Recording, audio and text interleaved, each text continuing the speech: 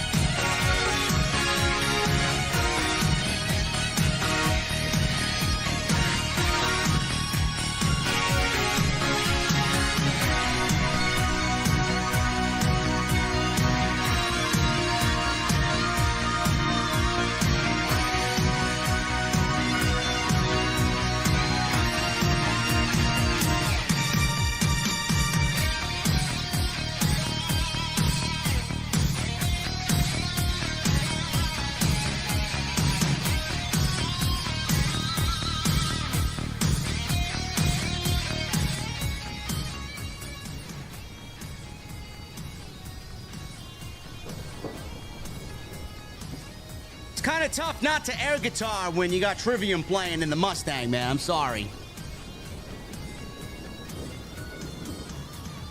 Bash in Berlin. Another solid effort from WWE as they continue to churn out quality PLEs. Berlin was no different. Great crowd, great atmosphere. A great main event. A great open to the show. A great middle of the show. This was a thumbs up show, ladies and gentlemen. Gunther! He defended the World Heavyweight Championship for the first time since he won it at SummerSlam. Tonight against Randy Orton, as they showed you why they are two of the best in the world. Damian Priest and Rhea Ripley. They get some revenge on the Judgment Day as we now look to Bad Blood. CM Punk gets his bracelet back. It ain't gonna be about the bracelet anymore, man. How do we get Punk and McIntyre into Hell in a Cell? And Cody Rhodes, still the World Heavyweight Champion, the WWE Champion. He beat Kevin Owens after everybody thought it was going to be a heel turn for KO. No. I'll tell you why he didn't turn heel tonight. We're going to the beer garden. It's happy hour on this Saturday afternoon. And I got one question for everybody watching me tonight. What the fuck are you guys drinking? I'll see you over there. Oh, shit.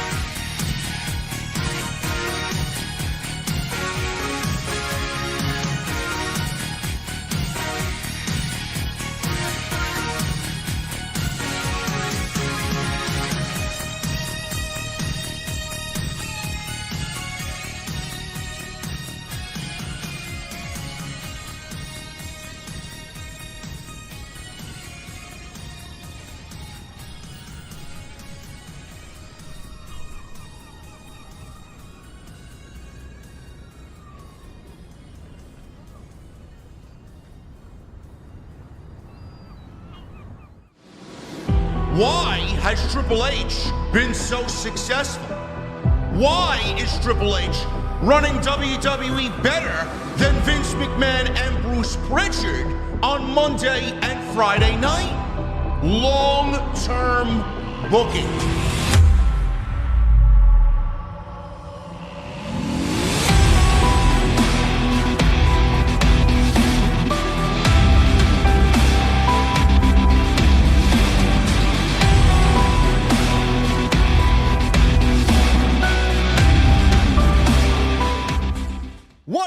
Guys, thank you so very much for joining me on Off the Script. This is your WWE Bash in Berlin 2024 post show. I am JD from New York, as always, coming to you live from the OTS venue. Thank you guys so very much for joining me on this Saturday afternoon, wherever you may be. And WWE with another international pay-per-view this afternoon. Coming to you from Berlin, Germany. 5 matches on the bill tonight. No more, no less. They have really kind of fleshed out and ironed out what they want to do for the B-level pay-per-views. Triple H going with the obvious takeover model for the B-level pay-per-views, and it looks like that is going to be the way for the foreseeable future. I can't see him pushing. I know a lot of people don't like the 5-match pay-per-views, but the way WWE does pay-per-view or PLEs, I love the way that it all kind of flows together. I like the way that they operate. I like the way that they all put this together. I thought it was a great show tonight. WWE has really taken their PLEs to the next level. I remember once upon a time where WWE PLEs, they weren't really premium live events. I remember we discussed this vigorously when Vince McMahon was in charge, that they put these shows behind the Peacock subscription or on the WWE Network, and you'd sign up for $4.99 or $9.99 or whatever it is. And most of the time, the old administration wouldn't really give you too much on the PLEs, and sometimes they would be disappointing. Sometimes they'd be okay. Most of the times they'd be disappointing. But they looked at it as, well, I mean, nobody's going to be buying this for $60, so why do we have to put on $60 worth of content? We could just put on $4.99 worth of content, or we could put out $9.99 worth of content. Triple H has changed that whole model. Triple H has changed that entire mentality. He's giving you a lot for the 5 matches, and it ends up being a great afternoon. In this case, a great afternoon of pro wrestling. I know a lot of people don't like it. I know a lot of people prefer the AEW way to do things. 9, 10, 11 matches. You get your money's worth. It's 2 different models. It's 2 different models. But one thing is to be said. When it comes to WWE PLEs and it comes to AEW pay-per-views, both companies are knocking them out of the park. So I don't think anybody could really argue that case. Both companies are putting on great PLEs, and I love the way Triple H is doing things, keeping it very simple, so when we get to a Survivor Series or a SummerSlam or a WrestleMania, you guys see the full extent of what he wants to push that to. 6, 7, maybe 8 matches. It's fine the way that it is. I love the model. I love the way the show flowed tonight. I love that the matches breathe. When one match ends, we get a nice highlight package recapping everything. It's not rushed. Everything's allowed to breathe. We go into the next match, rinse and repeat. I thought it was a great afternoon of pro wrestling. Great crowd, great atmosphere. That's not anything surprising when it comes to these international shows, whether WWE does Australia or France or Cardiff or they're in Scotland. They just come out and the energy is just a lot different than the energy here in North America. WWE hyped up that this was the largest grossing WWE event of all time. And they said that about Backlash in France. They said that about Clash of the Castle in Scotland. Now they're saying that about Bash in Berlin. It seems like with every international show, the ticket prices are being raised, and WWE is shattering their own records. They're the hot ticket in town. They are. WWE can charge whatever they want, and they know they're going to fill the venue, and they know they're going to fill the arena. It's crazy to even think about how hot WWE is right now, and this is the first time. What was the statistic? It's got to be, what did LA Knight say on SmackDown last night? The first time in 27 years that they actually held a show in Belgium, or not Belgium, Berlin. Someone mentioned Belgium in the chat. I wouldn't be surprised they go to Belgium. 27 years is the first time, or since the first time they went to Berlin. It's crazy to even think about. It's crazy to even think about how the old WWE, the old administration, was so against running international pay-per-views, and now this is the big thing. This is the big push. Not only with WWE, but with AEW. I love it. I love it. It works as far as the energy. It works as far as content creation for us. Start at 1 o'clock, on the air at 4 o'clock, off the air by 6 o'clock. I love it, man. It's great. It really is great. And Berlin tonight showed up. 5 matches on the card tonight. A lot of heat, a lot of story. Now I wonder where we go into Bad Blood. This was a really, really, really solid show with stories that are either going to continue on into Bad Blood or in some cases they end tonight. We don't know where they're going into Bad Blood. This is why Monday Night Raw is going to be imperative come Monday. This is why SmackDown really needs to take it to the next level on the way to that debut show on the USA Network. They will be leaving Fox on September 13th, and they will be moving to USA Network on September 13th. That is going to be a very vital show for WWE in the build for Bad Blood. A lot, I feel, is going to happen on that show. A lot should happen on that show, and I will tell you exactly how I would go about that tonight. But the big match tonight, the most intense feud of the evening, was CM Punk and Drew McIntyre. Strap match, and they were bound by the wrist because McIntyre was still in possession of Punk's bracelet. The bracelet that has the name of his wife and his dog on it. The bracelet that has been missing.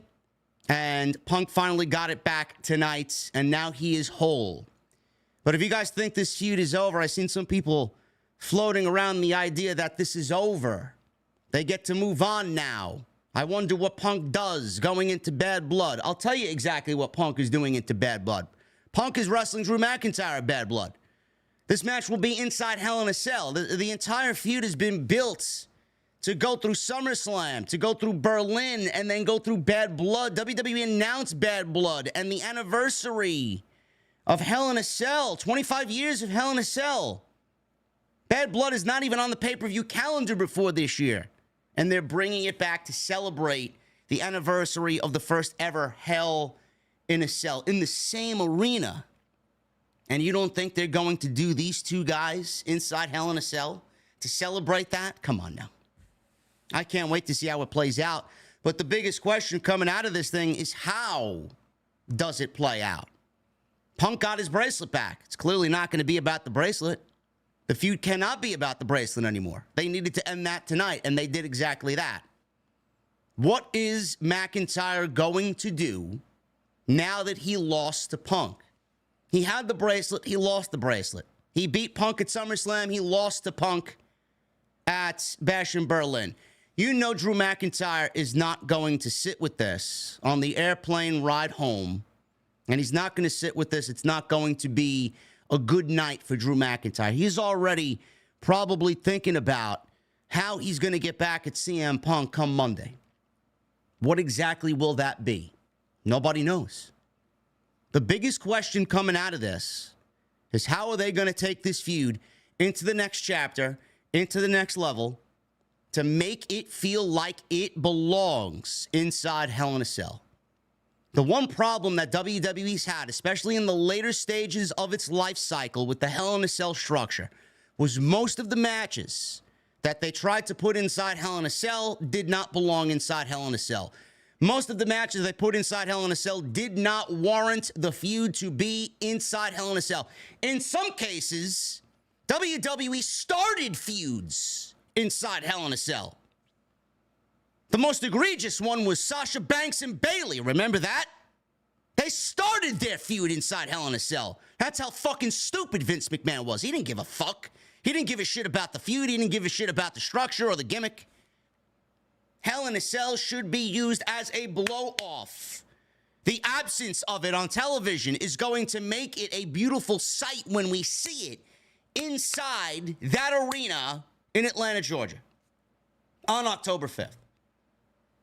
Most of the matches that we've seen, especially in the later stages, did not belong in there.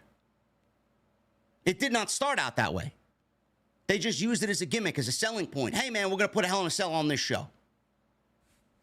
I can't wait to see what they do, but what do they do?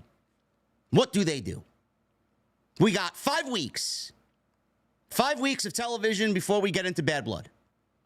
Does McIntyre go out there and Claymore kick AJ Lee when she makes an appearance on Monday Night Raw?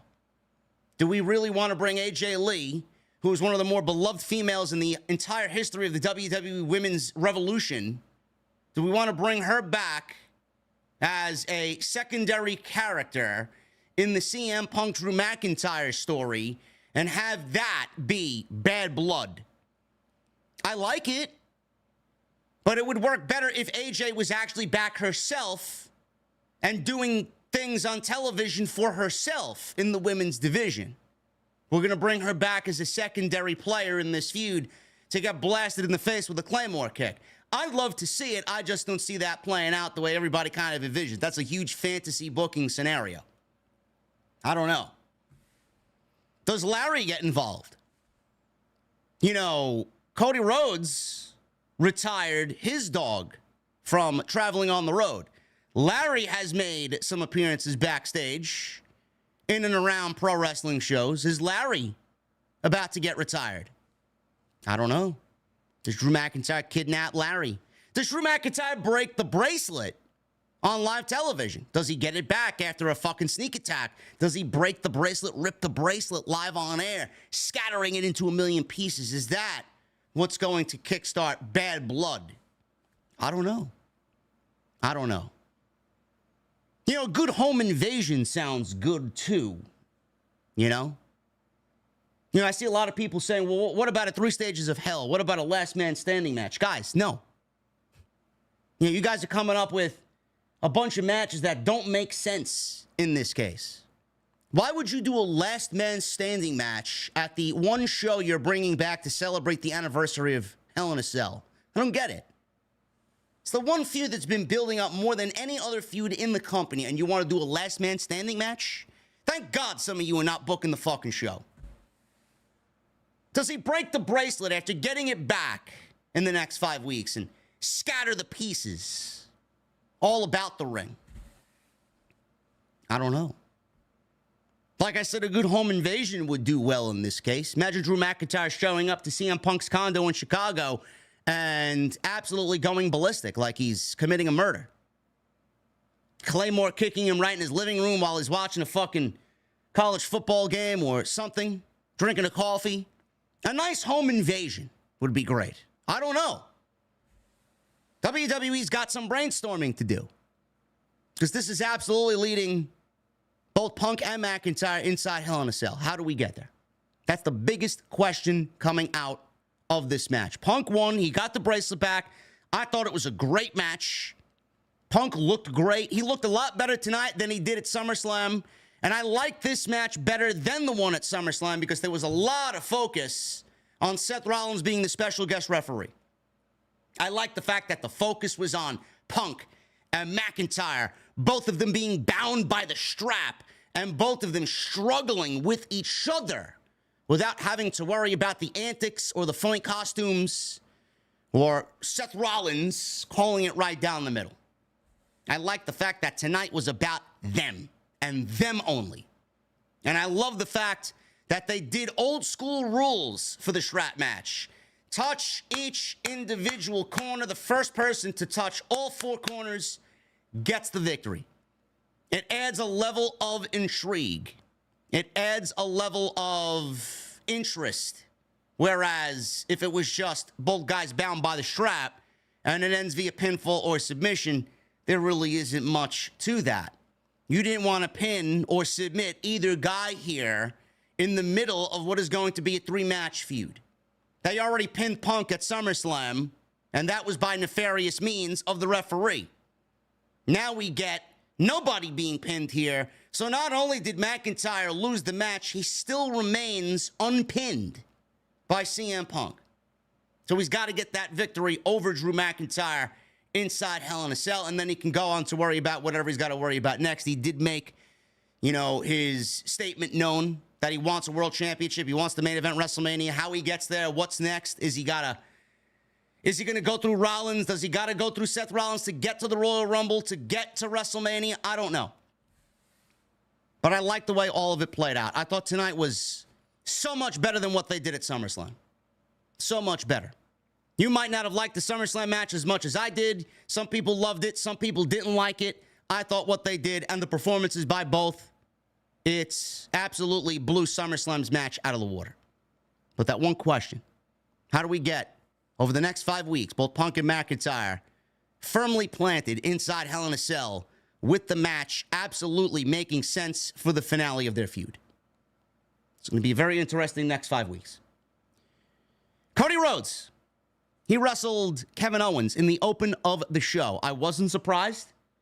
I'll talk about why I love Cody Rhodes and why I love the fact that he opened the show when we talk about the match and break down the match. This was a great match. Whether you like the story or little story that they had, whether you like Cody or not, I think everybody at this point respects Kevin Owens to a point where you can't really hate on Kevin Owens. I think if you hate on Kevin Owens, man, there's something fucking wrong with you. The match itself was great. No matter what you think of the feud, what you think of Cody, the match was great.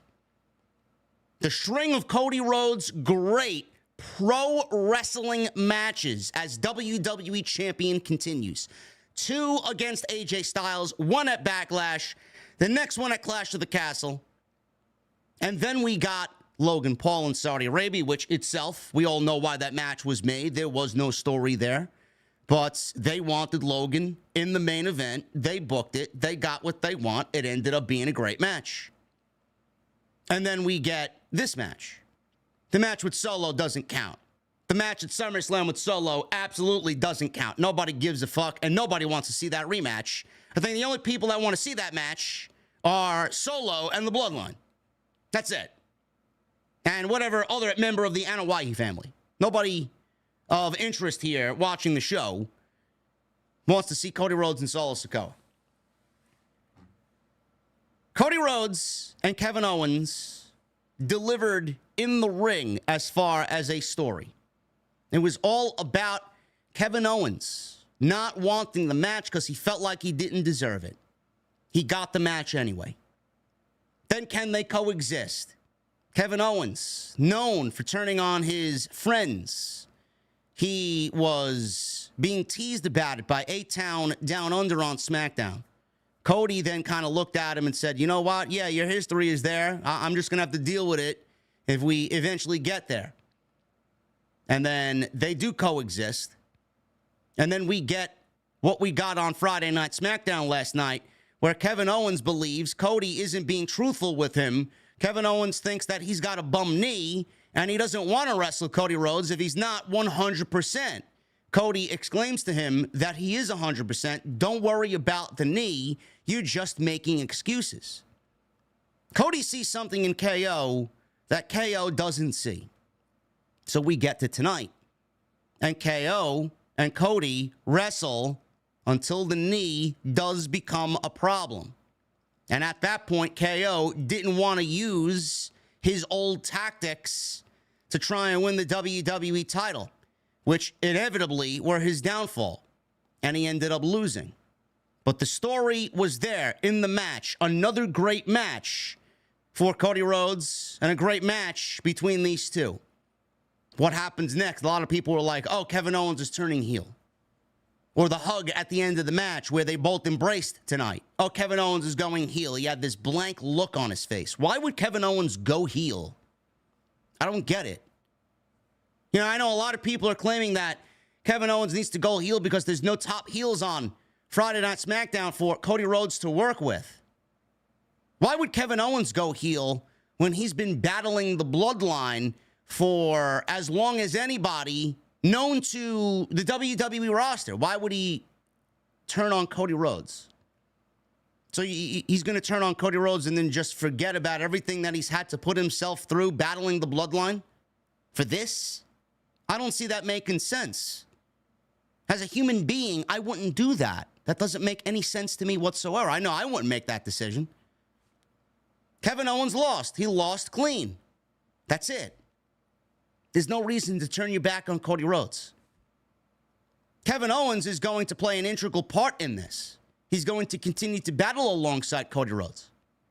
Randy Orton is going to go back to SmackDown. He's going to continue to battle alongside Cody Rhodes because he made a vow and a promise to Cody Rhodes. But you don't think, this is the way that I see it, you don't think that Randy Orton is going to look at what happened earlier tonight, go back to SmackDown, look at Kevin Owens as weak? You don't think that another attack by the Bloodline is going to happen to Cody and Randy and KO? Because you know what's coming. What type of attack, where, I don't know, but you know what's coming. And you know what Randy's going to do? He's going to sit there and he's going to feel sick to his stomach and he's going to be fed up with the fact that we're all busting our ass for Cody Rhodes. You had the opportunity to do something for yourself. You didn't take it.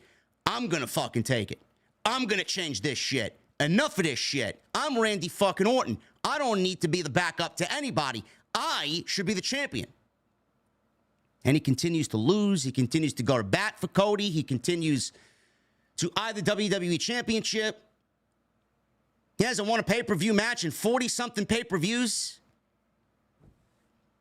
You don't think that Randy Orton's looking at this and already contemplating Viper-like mentality? That's the way that I see it. Kevin Owens doesn't need to turn heel. Randy Orton's going to turn heel just by looking at what Kevin Owens didn't do tonight. Because you know for a fucking fact, no matter what the relationship between Randy and Cody is, Randy is never going to let Cody bounce back and beat him for the WWE Championship like Kevin Owens did tonight. Again, that's just the way that I see it. But all in all, it's a great match. I thought it was good. So we got those two major matches, Gunther and Randy Orton in the main event. I'm glad that they ended up getting the main event spot. It would be criminal if Gunther made it all the way here and he didn't defend the World Heavyweight Championship in the main event. It's great for Gunther. It's great for the PLE. It's great for the World Heavyweight Championship. It only adds to the intrigue of Randy Orton and what he does next, being in the main event and losing again the way that he lost. Excellent match between those two. It was like two gunslingers going at it, like two Hall of Fame pitchers going scoreless, only giving up one hit each, going into the bottom of the ninth inning, just looking for someone to make a mistake, one wrong move, one wrong pitch that would sway the game in one direction over the other. That was what we got tonight with Randy Orton and Gunther in the main event for the World Heavyweight Championship. And how can we forget the Terror Twins, Damian Priest and Rhea Ripley? They get their revenge on Dominik Mysterio and Liv Morgan, who was the current WWE Women's World Champion. A lot of people thought Liv Morgan and Dominik were going to win to keep them strong. Well, I don't know how you would do that or why you would do that when you got Rhea Ripley, who's eyeing the Women's World Championship. It's all about Rhea getting the championship back. And what they did tonight was give you an outcome that is absolutely going to give us the rematch at Bad Blood. I don't know about Damian Priest and Finn Balor. I would assume that takes place at Bad Blood as well. I would do it and kickstart that feud there at Bad Blood. But I thought tonight and what they did with that mixed tag team match was really fun. It was great. The energy was there. The Judgment Day story is really interesting to me. I like the implosion of the Judgment Day, with Damian and Rhea being the outcasts now, with Finn Balor leading the Judgment Day, saying there's no real leaders, but everybody's got a part in where it goes. I like what they're doing, and I love the fact that they're building Rhea up to take that championship off of Liv Morgan at Bad Blood. It really makes a great story on Monday night, and I thought tonight Bash in Berlin was a very, very good show. Very, very good show. Very innocent watch. Very easy watch, as these shows usually are. But I want to thank you guys for joining me. We're going to break this stuff down. We're going to talk about how all of this came about tonight and go over the biggest and best moments from Bash in Berlin tonight. Right here on Off the Script. Thank you guys very much for joining me, man. We got 2,100 people in here on a Saturday afternoon. I love it. Absolutely love it. Follow me on social media at JD from NY206, Twitter, Instagram, TikTok, and Cameo. Hit that subscribe button down below. Turn on the bell for all notifications. Make sure you guys go out there and find all the other content on the channel. Plenty of it. We were live last night with a mini SmackDown post show. It was more of a full-fledged episode of Off the Script. Talked about a couple of big stories that broke between Thursday and Friday. Covered SmackDown a little bit. Go check that out if you missed it. It's all on the homepage. I may or may not be covering NXT No Mercy tomorrow. Very curious to see what they do with Joe Hendry. Does Joe Hendry beat Ethan Page for the World Heavyweight Championship? I don't know. Does Julia show up? I'll be watching. So we'll figure it out, man. I may or may not cover. I'll keep you guys posted on what I do tomorrow night. Just follow me on Twitter at JD from NY206. Hit that thumbs up. We got 558 likes right now on the stream. I'd love if we could get that to 1,000. We got 2,000 people in here. Make sure you guys hit that thumbs up, man. Helps the channel out tremendously. And super chats are open. Get them on in. We'll hang out at the end of this show, at the end of this stream, and we will not only drink our cold beverages, but we will answer any questions, comments, or concerns that you may have about Monday Night Raw, AEW Dynamite, Friday Night SmackDown, or tonight from Bash in Berlin. So make sure you guys get those in. Great way also to support the show and help out the show. Thank you guys for all your support. We are going to end August with a bang, with a bash in Berlin, man.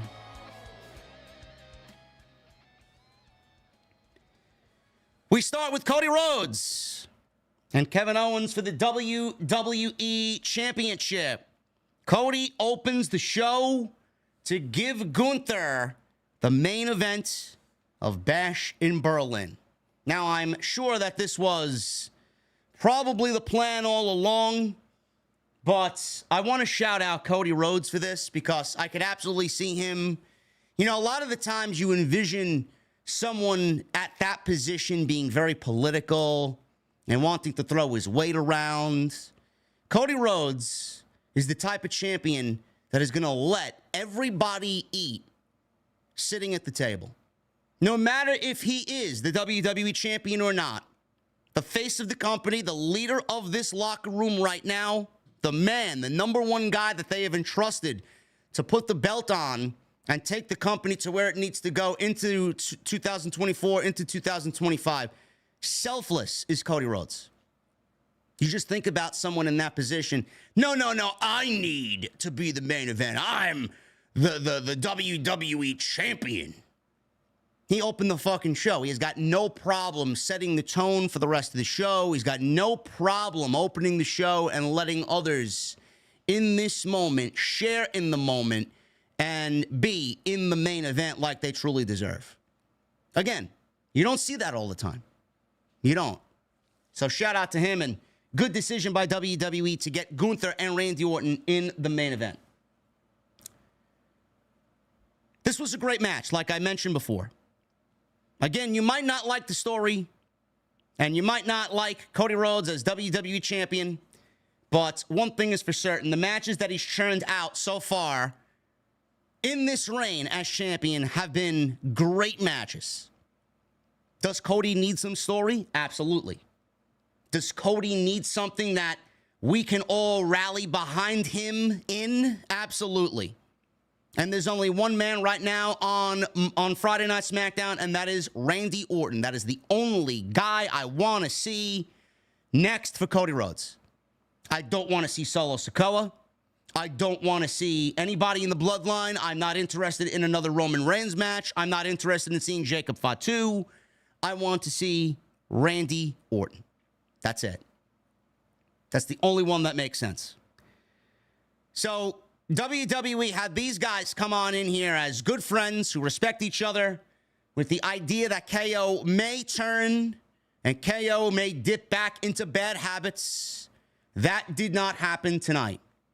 The knee was also an issue, which KO called out on Friday Night SmackDown last night.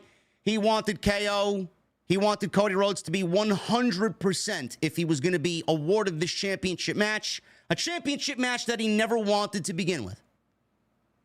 So the bell rings. Both guys get huge reactions. Everybody loved KO. Everybody loved Cody Rhodes. They shook hands. The bell rang. They locked up. And there were loud dueling chants in Berlin. Owens countered Rhodes' attempt for a Cody cutter and a disaster kick early.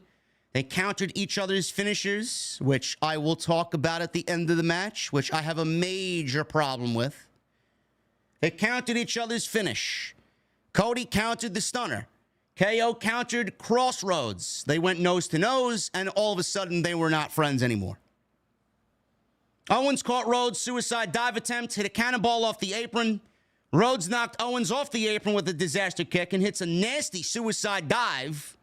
And the crowd started to sing Rhodes' name after the suicide dive. He took over. Rhodes applied a figure four, but Owens got a quick rope break. Owens knocked Rhodes out of the ring, hits a frog splash off the apron, which looked brutal. They knocked each other down with some clotheslines. Rhodes fired up, hits the snap power slam, jumps off the ropes with a disaster kick, goes for a cover, only gets a 2 count. Owens blocked the Cody cutter again, and he hit a German suplex. Cody double dipped, sometimes triple dipped with some of these moves. Don't know why he goes to the well so many times with the same move. It's a common thing I'm seeing. So Rhodes came back with the Cody cutter for 2. They exchanged strikes until Owens hit a pump handle neck breaker for a 2. Owens hit a rolling senton off the middle rope. Crowd started to chant, "This is awesome." Rhodes blocked a stunner, hits a Crossroads for the very first time in the match, and he only gets a near fall. Owens kicks out. Why are we going and doing a finish with a finishing move, and he's already kicking out of the Crossroads? I don't like when someone goes to their finish, uses it, and then they kick out. And then they do it again, and someone kicks out again. That was the most bothersome thing about this match to me. The fact that Cody needed 5 Crossroads, multiple Crossroads, to win this match. Why? Crossroads for a near fall. Owens hit an avalanche fisherman buster for a 2. They punched each other wildly. They traded super kicks. Rhodes goes up top. He goes for a super Cody cutter. There he goes, going back to the Cody cutter. Should be the easiest move to counter, too. It's like you could see it telegraphed from a mile away. His leg gave out as soon as he reached the top turnbuckle. He immediately jumped down, and he grabbed his knee. Owens was about to go after his leg, stopped himself from doing so because he knew Cody had a bum leg. He knew Cody had a bum leg, and he did not want to take advantage of Cody Rhodes because he wanted Cody Rhodes at 100% for this WWE title match, which he feels he didn't deserve in the first place. Owens was about to go after the leg. He stopped. Rhodes rolled out of the ring. He told Owens, screaming at Owens, "I'm okay, I'm okay." The match continues. Owens decided to kick his leg out, and Owens started to kind of dive into that KO heel character. That's what KO as a heel would do. Owens was about to go after the leg. He stopped. He goes outside this Cody. Owens decided to kick his knee out. Owens set up for a powerbomb into the edge of the ring. Again, a heel move. KO stopped himself. Barrett, who's on commentary with Michael Cole, screamed out right there in Owens' earshot, "What are you doing?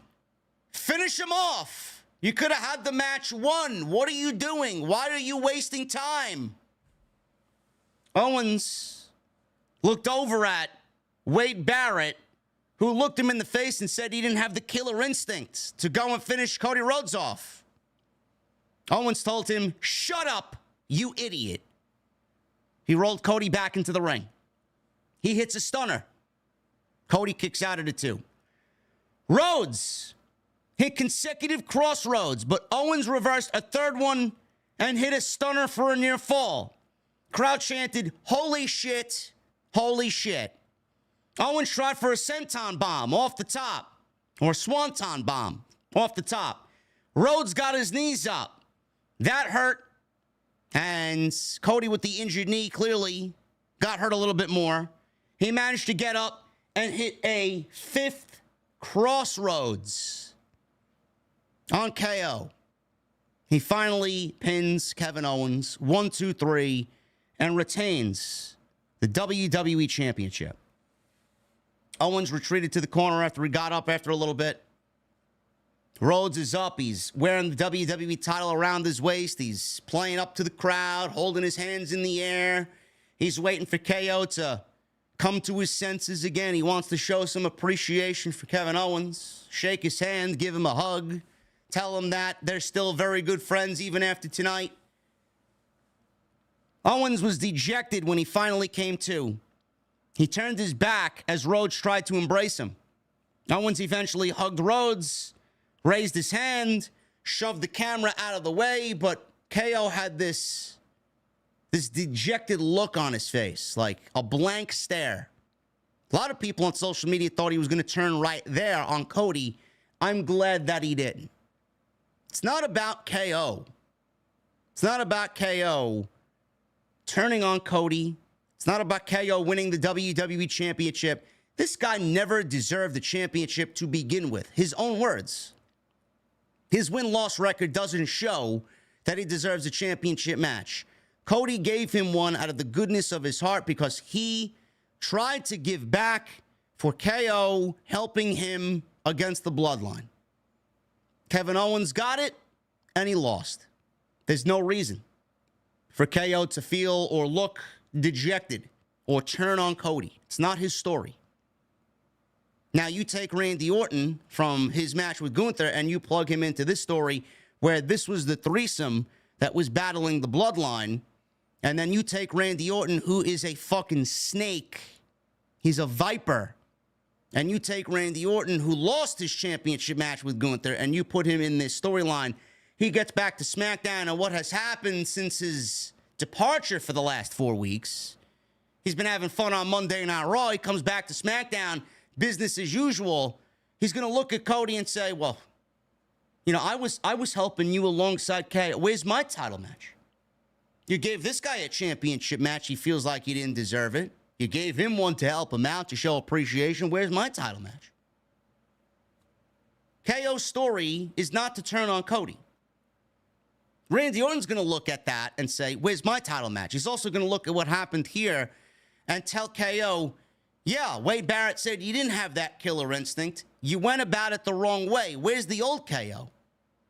What are you doing? Why are you showcasing everybody how weak you really are? You got an opportunity like that for the WWE Championship, which is an opportunity that doesn't come around to just anybody, and you didn't take it? No matter what the relationship is with him. He gave you the match. All rules go out the window if he is the one who's giving you the match. It's basically his invitation to beat him. It's all right if you beat me. It's all right if you beat me, no matter how you beat me. This is your match. You're getting it.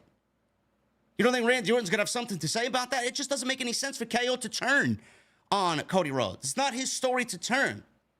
Randy's going to look like the loser here. I'm helping this guy out.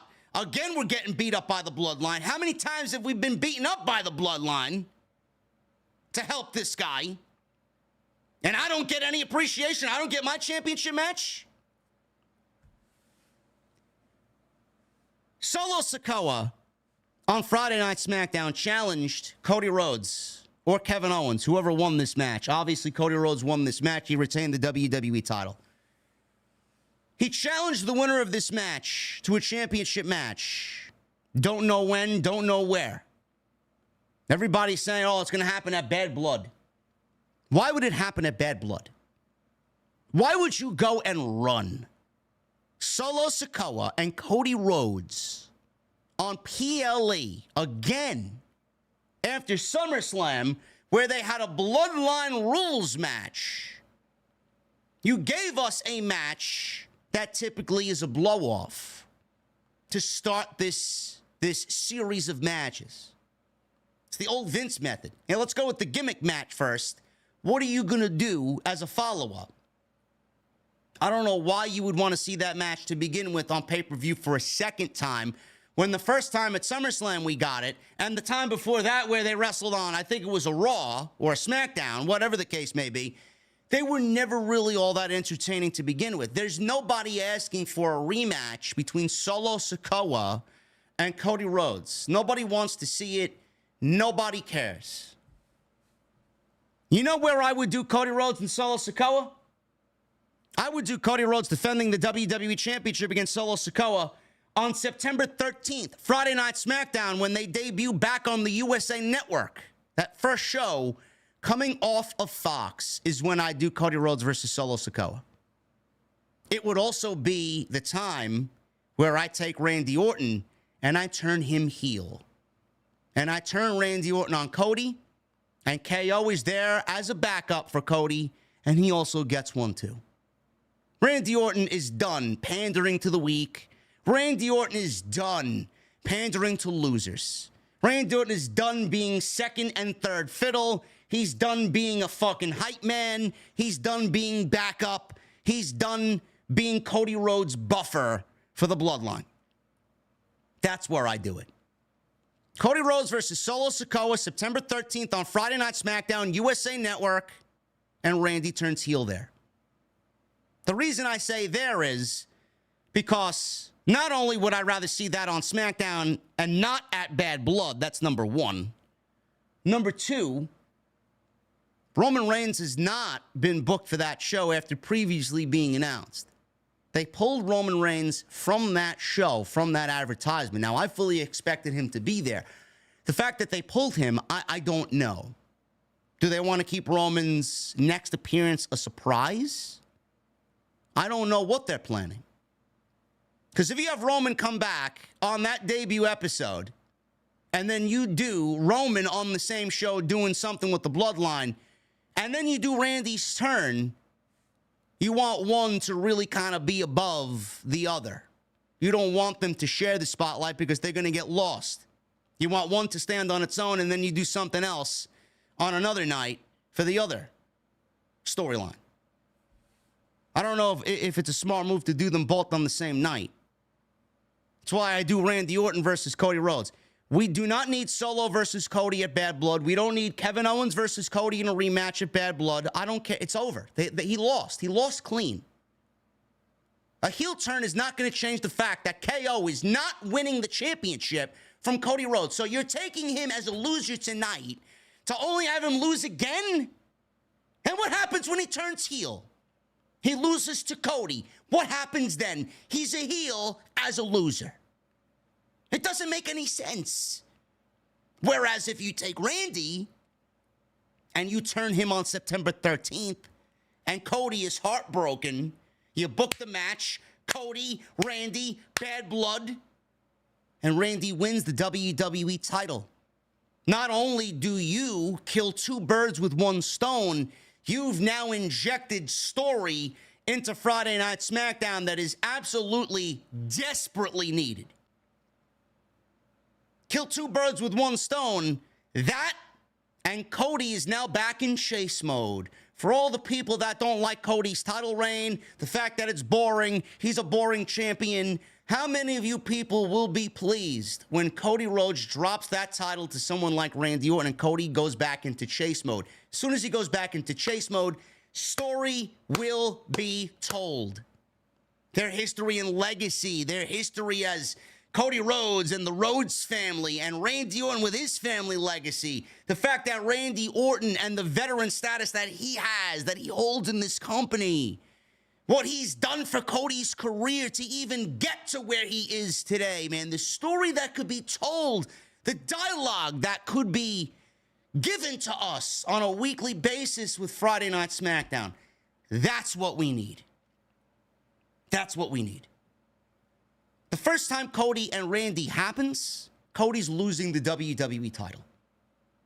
There's no harm in that. Cody doesn't need to go on and hold the WWE Championship for 400 fucking days, 500 days. Cody winning the championship from Roman, dropping it to someone like Randy, then going into chase mode to eventually win it back at the Royal Rumble, that's okay in my book. Because now, at that point, you create this SmackDown that doesn't have Cody at the top. You struggling to find him challengers for the WWE Champion. You automatically put one of the most credible names in the history of the business at the top of your show on Friday night, as long as he can remain healthy. As the WWE Champion, you take your hottest babyface and have him chase a heel, Randy Orton, for the WWE title. You string together September, October, November, December. You string together 4 months of true, honest, genuine storytelling. Cody getting the championship back. And then going on the road to WrestleMania, where I would put him in a feud with The Rock. I think Cody versus The Rock, and Cody beating The Rock and ending that. Before we move on to Rock and Roman at WrestleMania 41, that's the play. That's the play. Cody dropping the WWE title will only enhance everything around it. There's more positives than there are negatives to Cody dropping the WWE Championship. I, for one, would love to see it. A nice stopgap in between. It always works out, and you know when you need one. It's funny how that works out. You know when you need one. You know when you need a stopgap and you need to drop a title to only put it back on that same person a couple of months later. You know when someone needs to drop the title. You know when someone's title run is kind of running on fumes. You know when someone's about to get called up or should be called up from NXT to the main roster. You just know. What is there? What is there for Cody to do after that? You want to see him wrestle Kevin Owens? For all the people that want to see him wrestle Kevin Owens, I mean, I get that you love KO, but what does that do for KO? He turns heel, he turns on Cody, he wrestles Cody, he loses. He's not winning the WWE title. He's not. It's not. That's reserved for Randy Orton. That's where I would go with all this. So let me know what you guys think about that. September 13th is going to be a busy, busy, busy night. That is going to be a big night. Cody dropping the WWE Championship, to me, is imperative for the overall health of SmackDown. And it will be just for a little bit. Him being in chase mode and him being heartbroken. If KO won't turn on him, Randy will. He loves KO. He says he's been friends with KO for a very long time. It's been Randy Orton's friend for a very long time, too. Imagine Randy turning on him and fucking stabbing him in the back. That's what I love about this goody two-shoes Randy Orton. He's coming out all smiles. Fans are singing his song. He's shaking Gunther's fucking hand tonight. Imagine when that RKO hits, man. That shit's going to hit like a fucking first taste of a Guinness. It's going to be fucking great. It's going to be so fucking sweet. Man, oh man, I can't wait for that. That's what I would do. That's WWE's play right here. Bianca Belair and Jade Cargill. They wrestled Isla Dawn and Alba Fire for the WWE Women's Tag Team Championship. No story, no care, no heat, and we got new tag team champions. Great. Triple H put the belts on Isla Dawn and Alba Fire in Scotland to give them the hometown, home country moment. And then he goes into Bash in Berlin and puts the titles back on Jade Cargill and Bianca Belair. What are they going to do with the tag team titles? What are they going to do differently than the first time with the tag team titles now for a second time? Nobody knows. But my guess, my solid, professional, educated guess would mean nothing. They do nothing for the titles. That division means nothing to anybody. Great, man. Jade Cargill is now a two-time women's tag team champion. Oh, man, that's great, man. That's really fucking great. She's been here for a fucking cup of coffee and a jelly donut. And she's already a two-time women's tag team champion. The titles don't mean anything, but she's a two-time champion. Man, oh, man, I can't wait for her to go into the fucking Hall of Fame. What are they going to do with the tag team titles? Unless this new run is going to be a catalyst to turn one on the other, which I hope that it is. We may be looking at the WrestleMania match for Bianca Belair and Jade Cargill right here between each one of them. That's what I'm kind of thinking. Do I think it's a WrestleMania match? I don't think Jade Cargill could wrestle herself out of a fucking paper bag. I mean, the proof is in the fucking matches you watch that she's a part of. She spent fucking 3 minutes in this match, in a 12-minute match, and she did the most basic of basic spots. Now, I'm not saying that Jade Cargill is fucking overly egregious and offensive. What she does, what she knows, she does pretty good. But that's the basis of it. If you're expecting her to do any more than 3 fucking minutes, I mean, you got another thing coming, man. People are already booking her in a WrestleMania match with Charlotte Flair. Oh, I want to see Jade versus Charlotte. I want to see Jade versus Becky. Let me tell you something, man. We're never going to get to those fucking heights that you guys are fucking dreaming about, man. You got some huge dreams and aspirations, man. That shit ain't never going to fucking work out the way that you want. Keep smoking whatever you're smoking, man. That shit must be really good shit. She was fine here, but clearly they know that she doesn't know shit.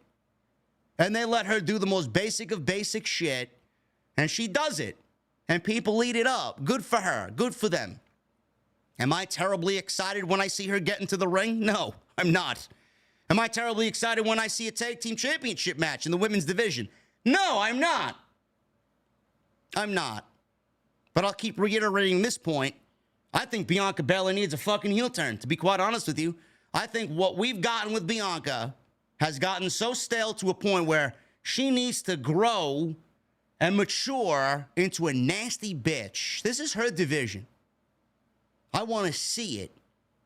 Jade's the newcomer that clearly Bianca is leading to superstardom. Bianca should also be the one, as the crafty veteran here, to say enough is enough. Enough of you leeching off of me. Fuck this shit. You're bringing me down with the fucking ship, and now I gotta get rid of the creation that I made. And then you have Bianca beat Jade. If that's what they want to do, if their dreams and aspirations are building Jade as this big star, man, oh man, she don't have enough time. WrestleMania will be here before you know it, man.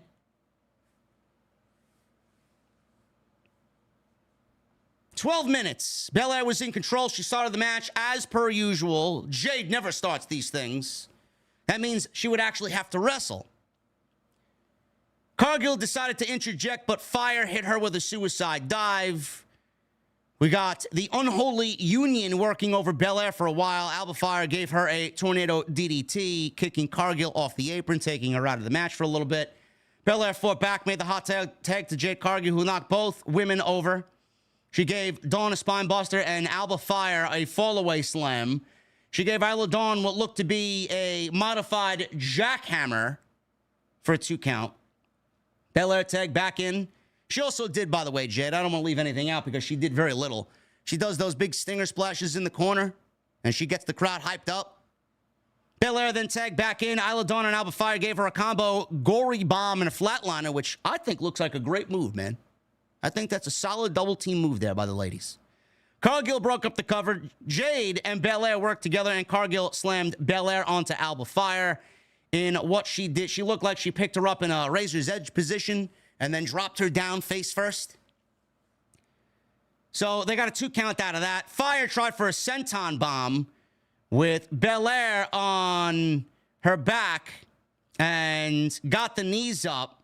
Belair is in control now.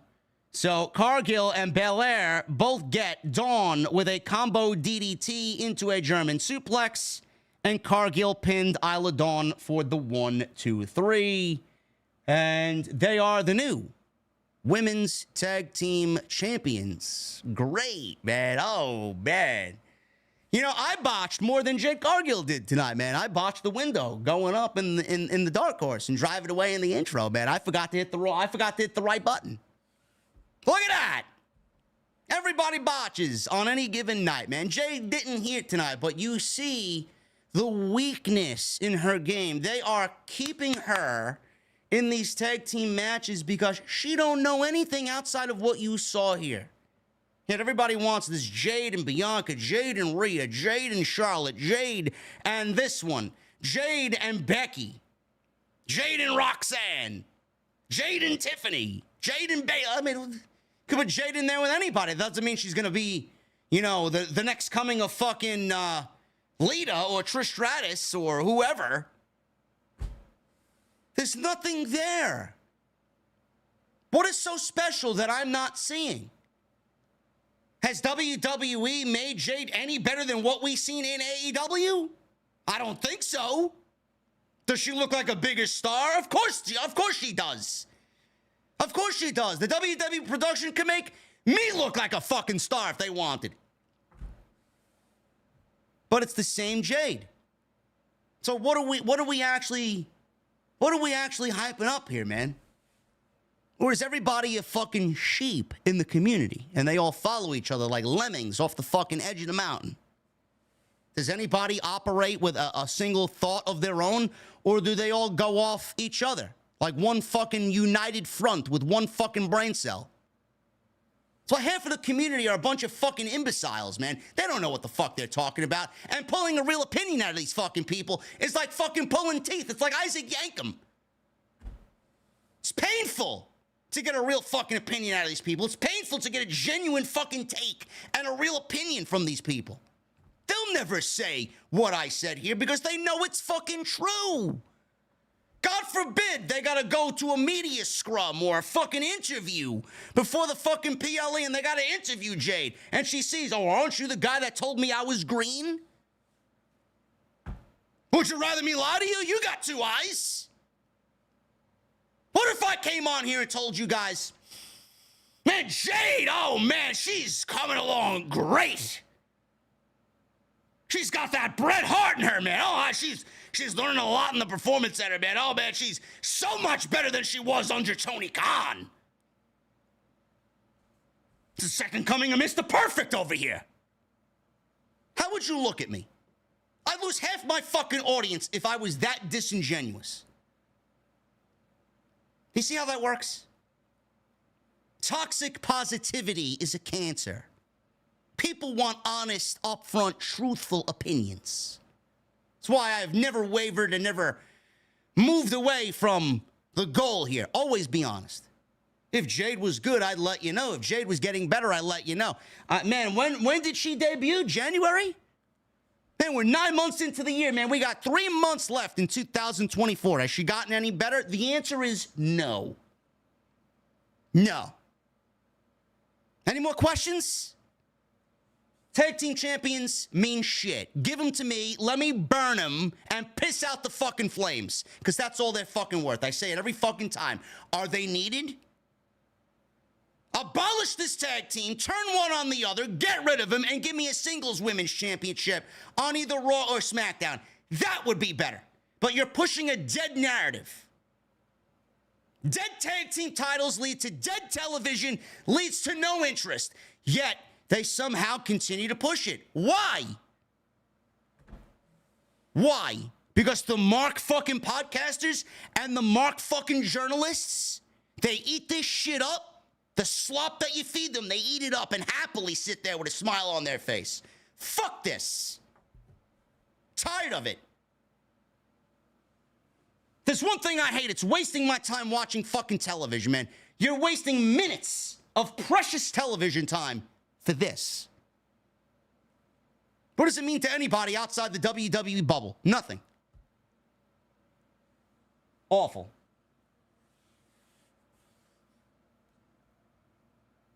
Strap match. CM Punk, Drew McIntyre, bound by the wrist because McIntyre still is in possession of the 5-cent bracelet that a fan made for CM Punk with AJ and Larry's name on it. They mentioned that McIntyre lost the only ever strap match he was in. They didn't mention Karrion Kross was the winner. You think that they would put Kross over in some way. He was in a strap match with Karrion Kross. Remember that? It wasn't even that bad. But they failed to mention his name here. It's almost as if they are purposely just avoiding doing anything right with Karrion Kross, man. It's funny. He's a loser in his own group. He's a loser here because they won't mention that he beat Drew McIntyre. I mean, give me a fucking break, man. What's the big deal? You'd think that they'd mention Karrion. It's not like he's a fucking defect and went over to AEW. Mention the dude's name. He beat Drew McIntyre. It wasn't even that long ago. McIntyre attacked Punk during the entrance. Everybody loved CM Punk's entrance. Everybody was singing along. He got a huge reaction. McIntyre attacked Punk during the entrance, whipped him with the strap. Before the match began, they got the strap around Punk's wrist. The referee reluctantly started the match. McIntyre continued the assault here until Punk suddenly hit a GTS. Punk decided not to go for the corners and whipped McIntyre instead. So he hit a GTS. See, this is all right. This is all right. You know when I explained to you that Cody used 5 crossroads in the fucking match? How using 5 makes his finish look weak. You should only be hitting 1, bro. 1. 5 makes your move look like, all right, man, I got it, but I got to do 5 of them to make it effective. This is why I don't drink shit beer. You drink a Coors Light or a fucking Dos Equis or fucking Red Stripe or whatever the fuck. It's disgusting. Jesus Christ. You drink Budweiser, any of these fucking mainstream beers. You gotta have about 8 of them before you even feel a fucking slight buzz. You're sitting there all fucking groggy and fat with a beer belly. You gotta go to the bathroom fucking 20 times because you're down this fucking beer-flavored piss. Meanwhile, I go to a fucking craft cocktail bar with fucking craft beer. I order a great lager or a fucking Belgian triple blonde ale. I sit there and I drink my fucking tasty beer. It's got 11% alcohol. It goes down smooth. After 1, I'm buzzed. You see the correlation there?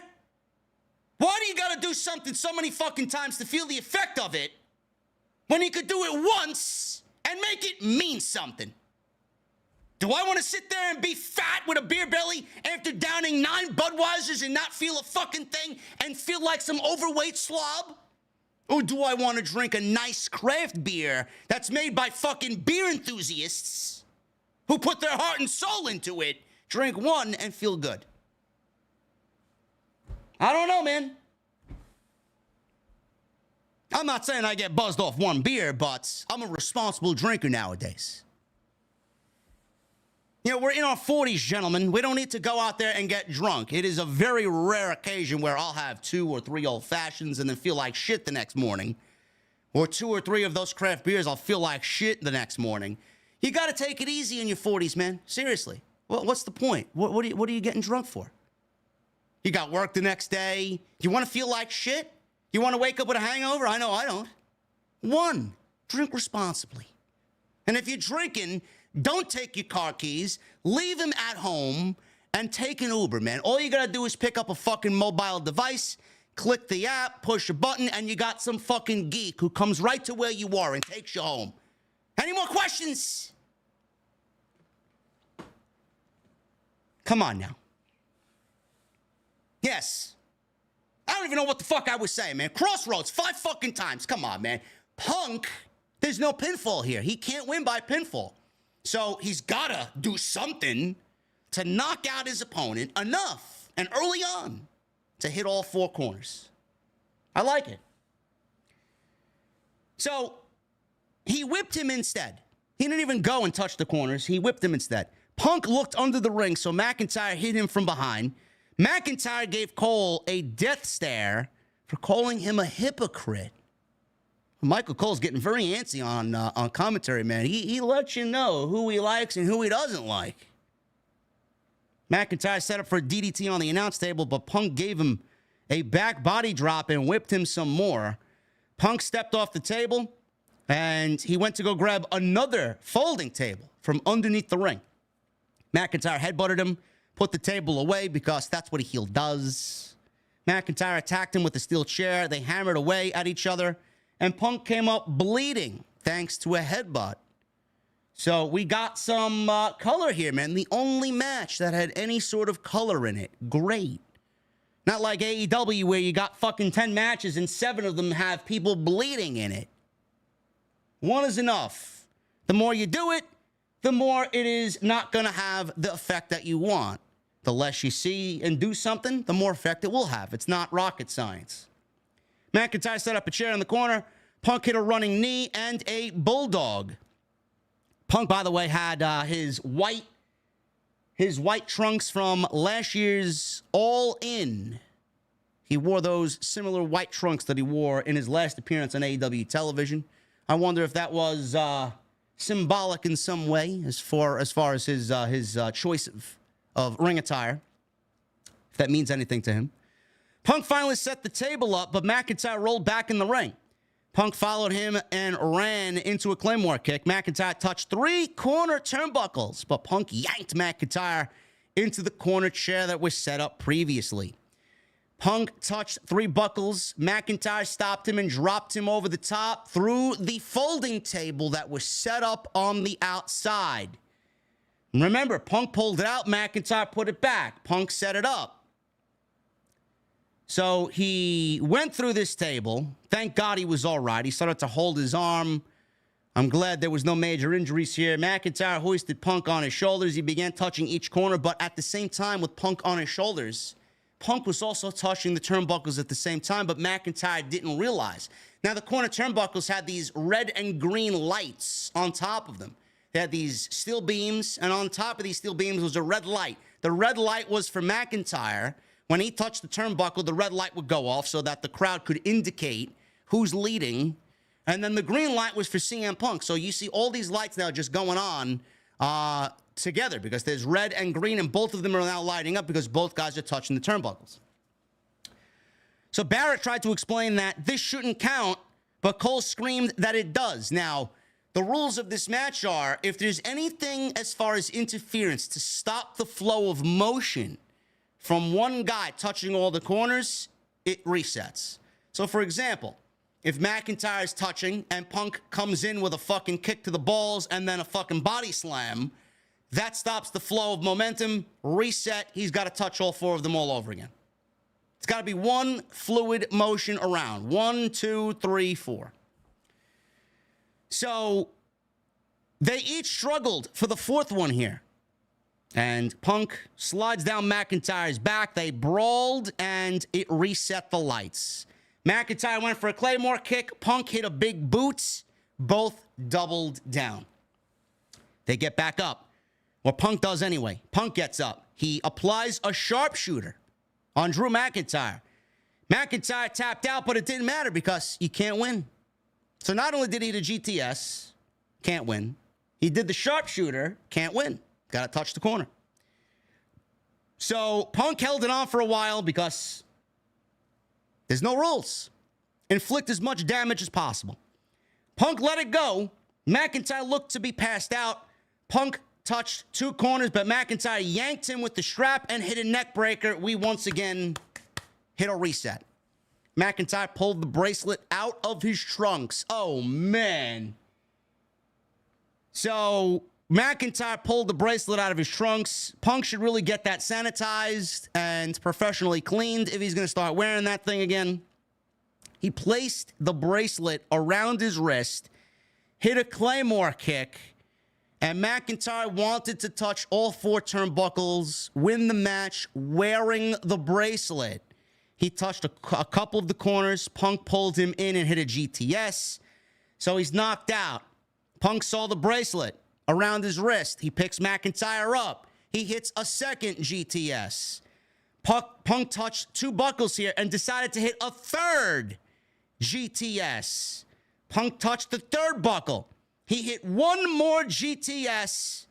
Punk then looks at the bracelet, puts it on, touched the final buckle, wins the match, wins the strap match, and ends Drew McIntyre, at least for now, here at Bash in Berlin. This was a great match.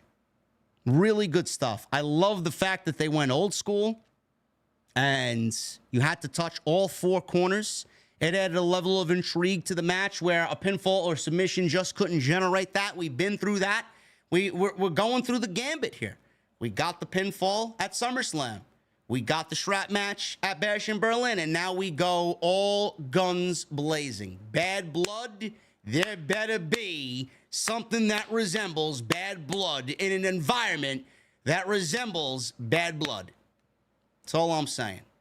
This was a lot better than what we got at SummerSlam. I like the focus on Punk and McIntyre, where at SummerSlam a lot of it was about Seth Rollins.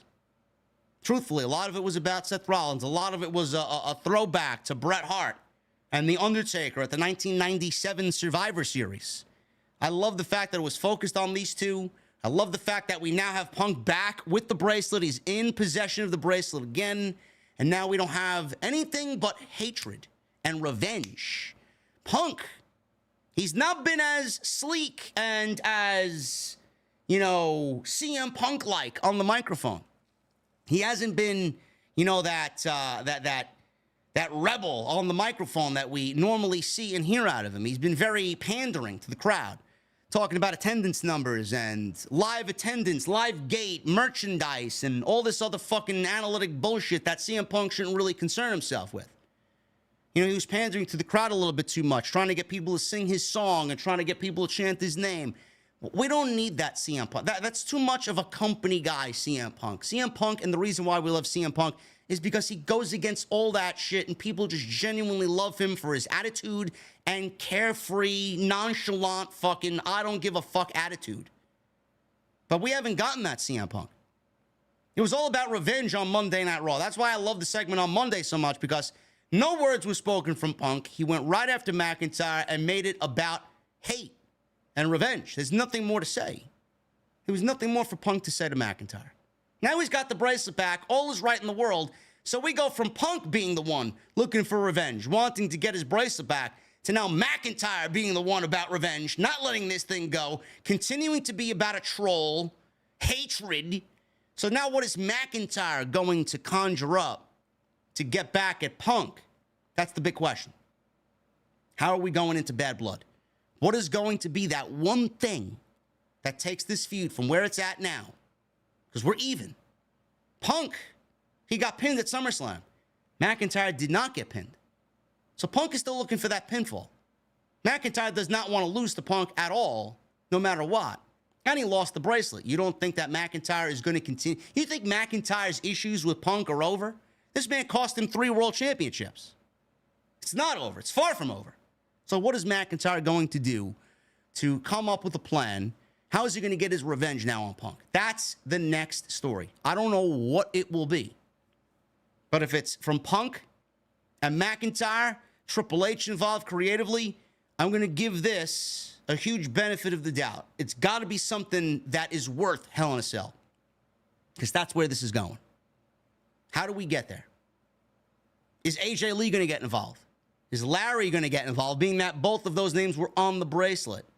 I don't know if AJ showing up to be second fiddle in a feud to sell McIntyre and Punk is right. Unless she doesn't want to come back at all, then maybe I could see it happening. But if there are plans for her to return one day, I mean, why would you do that?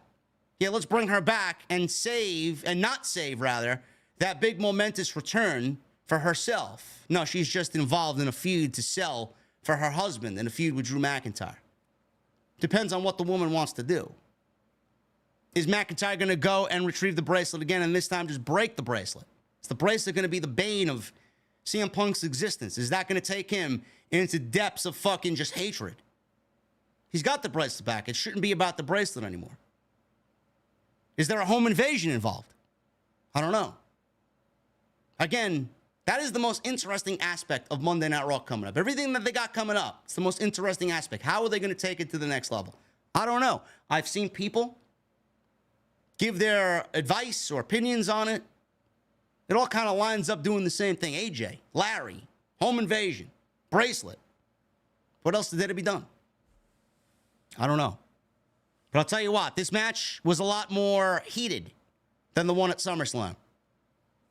And now we look to match 3. It will be inside Hell in a Cell. The rumor is it will be inside Hell in a Cell. And I'm looking forward to seeing how they get us there. It's the most important aspect coming out of this show, heading into Monday Night Raw for the biggest storyline on the show. Mixed tag team match. Rhea Ripley and Damian Priest against Dominik Mysterio and Liv Morgan, who is the Women's World Champion.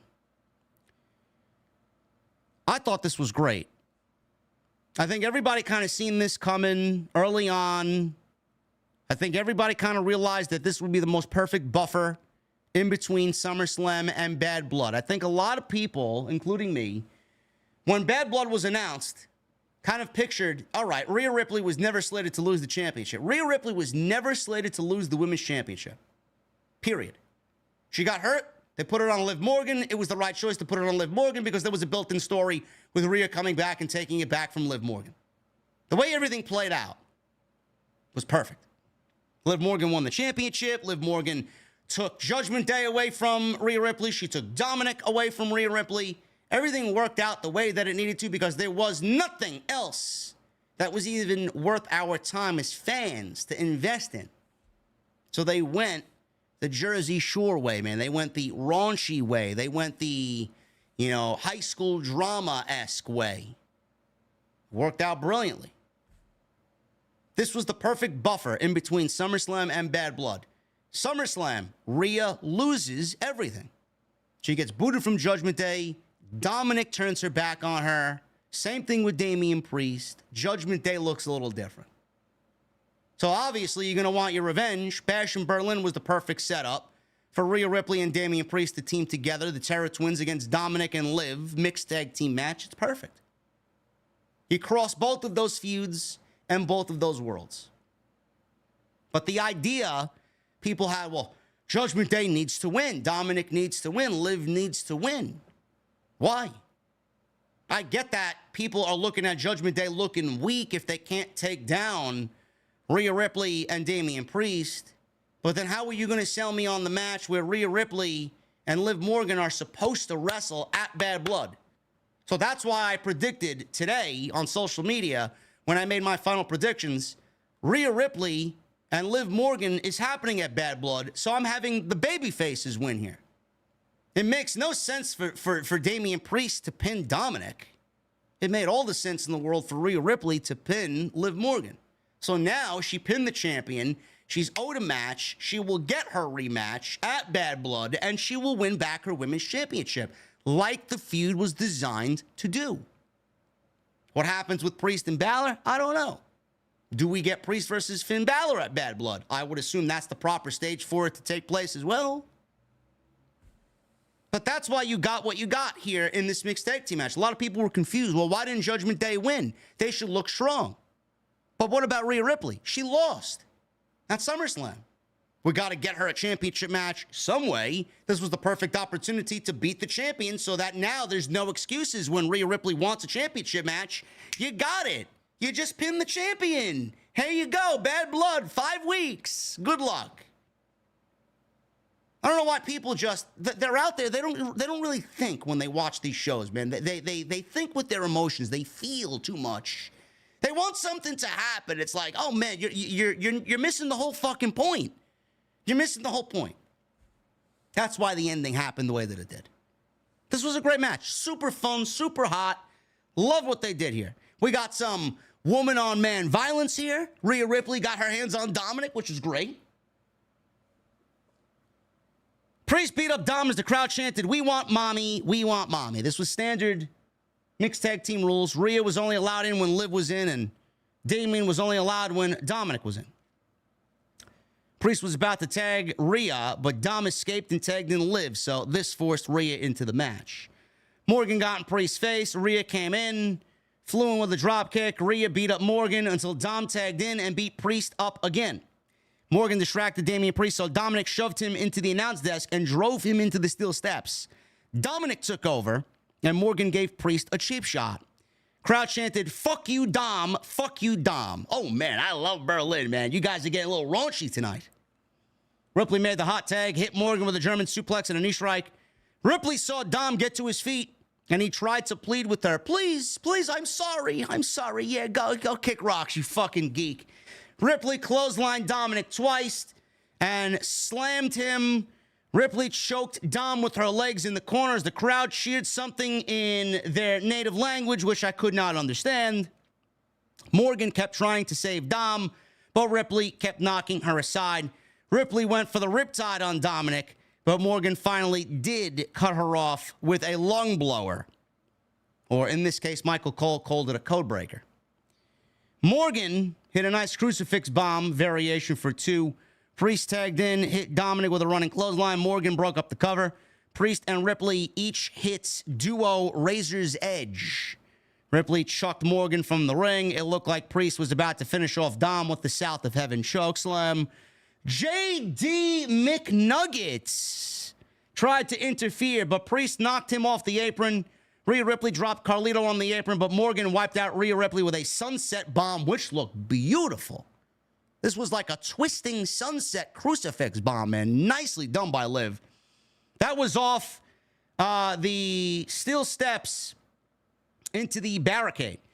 So JD Spicy McChicken distracted the referee as Finn Balor flew in, hit Priest with a sling blade. Dominik followed with a 619. Frog splash for a very close near fall. Ripley went after Liv Morgan, but JD McCafe distracted the referee, so Priest threw him over the announce desk. Priest then super kicked Balor. Dom hit a suicide dive. Priest dropped him anyway with a clothesline on the announce desk. Morgan was all alone. She was a dead woman walking here. Rhea Ripley was standing behind her, grabbed her, applied the riptide, 1, 2, 3, and that was enough for the Terror Twins to get the victory over the Judgment Day. This was fun. They got their big win, did Rhea Ripley and Damian Priest. They're saving, I thought that we were going to get the riptide on Dominik here. It was the perfect stage to do so, but it looks like they are saving that for the finale here when Rhea wins the championship back, because I'm assuming that Dominik will be heavily involved there. So they may be saving it for Bad Blood. There's a strategy, there's a game of chess that Triple H loves to play. He loves to wait for the right moment. He felt like Berlin was not the right moment for that. Bad Blood may be the moment for that. But the Terror Twins win here. I thought this was super fun. And like I said, the outcome of Liv Morgan being pinned now gives Rhea Ripley the title shot that she was not going to get. Because why does she deserve one? So now there's no excuses. She pinned the champion. When the match needs to be made, she's got that to look forward to. She pinned the champion. Bad Blood rematch. Rhea wins the title back. We're all good in the hood. Gunther. One-on-one here with Randy Orton for the World Heavyweight Championship. If I told you that Randy Orton wrestled 35 minutes in the main event in 2024, you probably would look at me and say, really? I don't believe you, Mr. JD. He did. This match went 35 minutes. Unbelievable. I was looking forward to this, man. This is coming off the King of the Ring, where Randy Orton had a very good match with Gunther in the finals of the King of the Ring. But when Gunther won, Randy Orton's shoulders were not properly squared on the mat. His shoulder was up. One of his shoulders were up. That same night, Triple H said, I saw what happened. I see what people are saying on social media. We're going to get this match at some point, a rematch. It would have not made any sense if they put the King of the Ring crown on the line, because that was not supposed to happen. The outcome like that was not supposed to happen, which I thought it was maybe planned. I don't think it was planned. I think it was just a genuine mess up, which is surprising because you look at Gunther and Randy Orton, those are two guys that don't mess up ever. They are perfect all the time. So he saw it. He made the match. We didn't know when. He made the announcement when we get the match. Gunther goes on to wrestle Damian Priest. He wins the World Championship. It only made sense for Randy Orton to show up the following night, on Monday night after SummerSlam, and challenge Gunther for the World Heavyweight Championship. He picked his spot. He picked the perfect spot, and he got a championship match out of it. Hey, couldn't take the King of the Ring crown off you. You won the World Championship, so now I'm coming to cash in this rematch that Mr. Chief Content Officer, CCO over here, Paul Levesque, promised me I was going to get back in May. Here you go. Made all the sense in the world. Gunther made it personal. Gunther brought up Randy Orton's personal problems, which were aplenty back in the early day. So much so that Randy Orton's problems had WWE physically alter their code of conduct so that they couldn't fire him. That's how bad Randy Orton's problems were. So he made it personal. This was brewing from May. It was the right choice. It was the right time. It was the right first opponent for Gunther. Even though Randy's a SmackDown guy, we all know he's a SmackDown guy, he's on Raw for the last 4 weeks. It was the right guy for Gunther's first title defense, especially with this show being so close to where he was born. Loved it. Crowd stood and sang for a full minute as the match began. Orton made his entrance. Gunther made his entrance. Crowd was going crazy. Great atmosphere here. This is why Gunther wanted to walk in, the World's Heavyweight Champion. 5 minutes into the match, the crowd began doing the wave. Orton was amused. He joined them in doing the wave. Crowd was going crazy. Gunther wasn't amused, so he chopped Orton down. Orton drove Gunther shoulder first into the steel steps. He targeted Gunther's arm and tossed him into the steps again. Orton dropped Gunther onto the announce desk 4 straight times. Orton then targeted the arm in the ring until Gunther started to get back up. He made a comeback. Orton cut him off with a power slam. Orton hit a superplex off the middle rope, and he sold his back and his neck. Love the fact that Orton was targeting the arm here because the arm is a really huge aspect of Gunther's offensive playbook. You know how devastating that chop is. And it was the right arm. Orton targeted the right arm to take that chop away from him and to take that sleeper eventually away from him. So I love that play. After the superplex, Gunther mounted a comeback. Orton poked him in the eye to switch things right back to his favor. The good old Roddy Piper eye poke, man. Gotta love it. Orton hit a draping DDT, went for an RKO, but Gunther countered into a German suplex. Gunther hit a dropkick and a big splash off the top rope for a 2 count. Gunther tried to hit a powerbomb, but failed because of the injured arm. He used his other arm to hit a clothesline. His not usual arm hit the clothesline anyway. Gunther tried to hit the powerbomb again, and after a little bit of a struggle, he finally hit it and went for a cover. He got a 2 count. Gunther went for another powerbomb, but Orton suddenly hit an RKO out of nowhere for a near fall. Gunther kicked out of the RKO. Not many people can make a claim to fame by kicking out of the RKO, but here we are. Gunther kicked out. Crowd chanted, "Holy shit, holy shit, holy shit," when Gunther kicked out of the RKO. Randy Orton looked stunned after the pinfall was only a 2. He looked around at the crowd and he mouthed off. You could hear him physically say, "Holy shit is right, holy shit." He couldn't even believe Gunther kicked out of a move that he owns that nobody kicks out of.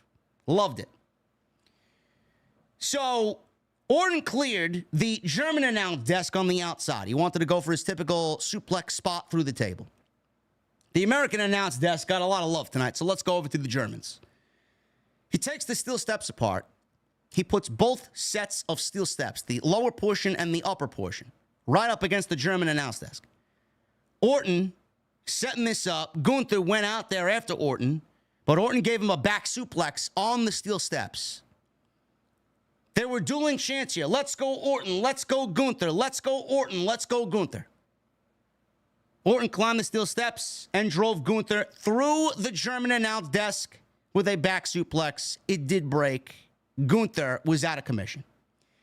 Orton did his pose while standing on top of the steel steps right over Gunther. Looked great. Orton then finally gets the big man up, rolls him into the ring, set up for another RKO. Gunther shoved him away and applied a sleeper. This is the same sleeper that he used to beat Damian Priest. Crowd did dueling chants. He beat Balor with this as well. Crowd did the dueling chants again. Let's go Gunther. Let's go Orton. Orton broke the sleeper and was about to set up for another RKO. Gunther chopped him across the back. He had one chop in him, and that was it. I guess Orton's... It'd be funny to go over how they structured this match. Orton probably told him, "Listen, brother, I'll do whatever you want me to do, man. I'm not taking fucking 4 or 5 of your chops, man. You can keep that shit at home." Orton did not take any chops in this match, but one earlier and then this one. And Gunther's chest was already lit up, man. I don't know what had happened on that European tour of WWE, but his chest Well, you could see that there was bruising on his chest before the match even started. So who knows what he was going through already. Orton broke the sleeper. He was about to set up for the RKO. Gunther chopped him across the neck. Gunther applied the sleeper again. Orton hoisted Gunther off of his feet and dropped him backwards. Broke the hold. Gunther popped up like The Undertaker. Choked him in the sleeper again. Gunther hit repeated elbows. Applied the sleeper again for a third time. Orton finally passes out. The referee, Charles Robinson, called for the bell. Randy Orton passes out and Gunther retains the World Heavyweight Championship. Crowd cheered Gunther's win. He stood up. He felt the emotion from his friends and family, from the hometown crowd. Randy Orton gets up. Gunther's in the middle of the ring. He's wearing the World Heavyweight Championship. With his other arm, remember the arm that Gunther was having worked on by Orton, his right arm. His right arm was behind him. And he put his left arm out to shake Randy Orton's hand because even after the match, Gunther was still selling the fucking injured arm, man. What a pro. What a pro. Left-handed handshake, and Orton shook his hand. And then you saw briefly, I don't know if you guys saw this, Randy Orton leaning over the top rope, shaking his head, knowing that he lost another pay-per-view match. I wonder if that's going to come into play. Randy Orton loses. He ends up passing out. Gunther retains the championship, as he should in his first title defense. Now Orton moves over to SmackDown. How that all plays out, we'll see how that plays out on Friday night and how that kind of affects Cody and KO and whatever else is going on there with the bloodline. Because I know Solo wants Cody Rhodes in the WWE title match again. This was a great match. I did not expect them to go 35 minutes. I seen some people say it went a little bit too long for their liking. And there was a moment in the match. Like, they could have honestly cut 7 minutes out of this thing. But they wanted it to be in that epic territory. I don't know if you necessarily needed to go 35 minutes. You could have did this all and wrapped it up in 25. But there was that part where Orton was setting up the steel steps and he was ready to suplex Gunther through the announce desk. That setup for Randy Orton took seemingly forever to get through. I don't know why they took too long with that spot, that sequence, but it almost felt like they wanted to each get their breaths back for the remaining close of this match. I don't know. It looks like Orton might have been a little winded at that point. Gunther might have been a little winded at that point as well, and they wanted to kind of slow it down and catch up, make sure they got their breaths back before they go into the grand finale. I don't know. They could have cut out 7 or 8 minutes or so. Still would have been a great match. But them going 35 minutes, Randy Orton losing, Gunther and Randy Orton working so beautifully together, man. This was an old school main event. Old school classic pay-per-view main event with veteran against veteran, good guy against, in this case, good guy, but good guy normally against heel, working the mat, story, slow, methodical pace, picking it up when necessary, not doing too much, not doing too little, ramping it up when it's absolutely necessary. This was a match that if you're a young kid and you want to see how professional wrestling used to be and how professional wrestling should be, still this type of wrestling has its place in the current market, this is what you got to go out there and watch. How these two work together, how they sold, how they slowed it down, how they did what they needed to do to ramp it up when they needed to, how they needed to slow it down. This was like two dueling Hall of Fame pitchers in the lateness of the MLB season with the fucking season on the line, throwing their best stuff out there, going 9 innings deep, each giving up only 1 hit each, zeros on the scoreboard. Who's going to make the first mistake? That's exactly what this was. Randy Orton obviously made that little mistake, and Gunther capitalized, and that was it. Gunther retained the championship. Bash in Berlin was great. We now look forward to Monday Night Raw, and all the stories that came out of this show are going to play out on Monday, going into Friday. We got the season premiere of Monday Night Raw in 2 weeks. We got SmackDown debuting back on the USA Network, coming off Fox, thank God, on September 13th. We got a lot to look forward to, guys. The next 5 weeks, I feel, of WWE television is going to be great television, and Bad Blood is going to be a fucking banger of a show. Very much looking forward to seeing how all of this fleshes out and what they do to make all of these stories feel like they fit on Bad Blood. Thank you guys for all the support, man. Appreciate you guys. Follow me on social media at JD from NY206, Twitter, Instagram, TikTok, and Cameo. Hit that subscribe button down below. Turn on the bell for notifications.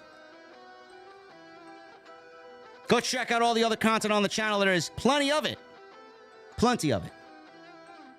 There's streams, extras. Second channel is linked down below. JD from NY Shorts. Go and check that out.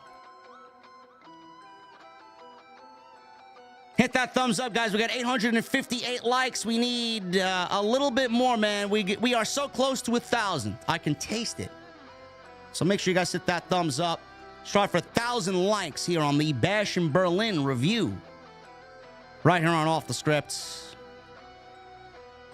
And Super Chats are open. If you guys want to get them on in, we're going to run through these right now and then call it a day for this Saturday. And I may or may not see you tomorrow night for WWE NXT No Mercy.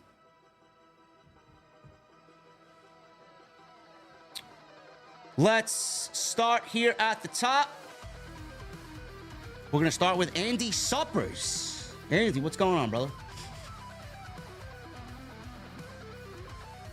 Let's bash Berlin. I will do no such thing, man. I thought Bash in Berlin was a great show. Gabriel Boss with a super chat here. He says, Mercedes at All In didn't get to hit the Meteora, double knees, frog splash, statement maker. With Momo in New Jersey, she did, and the match was much better. I don't know who laid out that match, but the match with Britt Baker and Mercedes at All In was not anything that anyone's going to care to watch back ever again. Very, very forgettable match.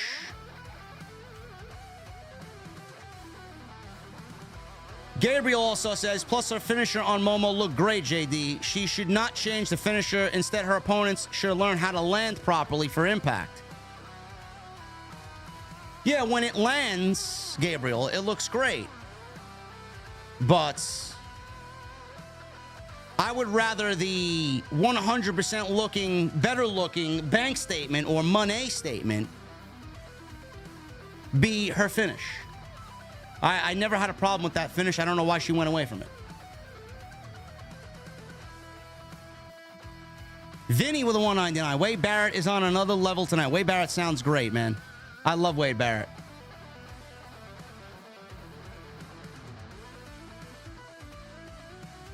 Can't wait to see what him and Joe Tessitore do on Monday, man. Very excited about that. Michelle with a $10 super chat. Drew and Punk had a banger. Story ruled, especially since Punk did not allow the bracelet to cost him the match at SummerSlam.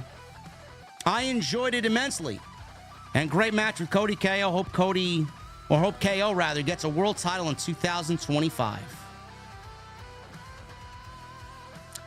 If it fits the time and the place and it makes sense, sure. JT Chem 2 with a new membership. JT, welcome, brother. You are now a VIP right here on Off the Script. Cody Snyder with a $5 super chat. Personally, I'm putting Orton up there with Brett and Shawn, Angle, Eddie, Ray, as far as in-ring workers. One of the greatest to ever do it. Absolutely. See, now that is a superstar. That is a star.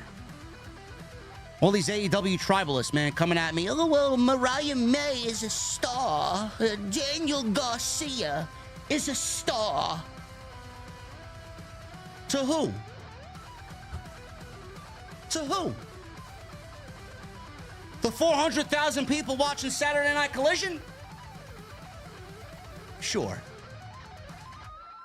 A star in what level? Worldwide level like Randy Orton? No. Come on. Edward with a 199 Masterclass World Championship match. Absolutely.